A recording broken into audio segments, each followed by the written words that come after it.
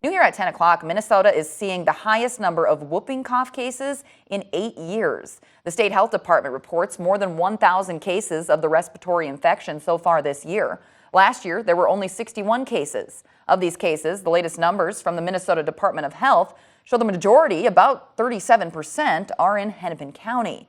The department says the illness can begin like a cold, but the difference is that whooping cough is a cough that is going to persist and worsen.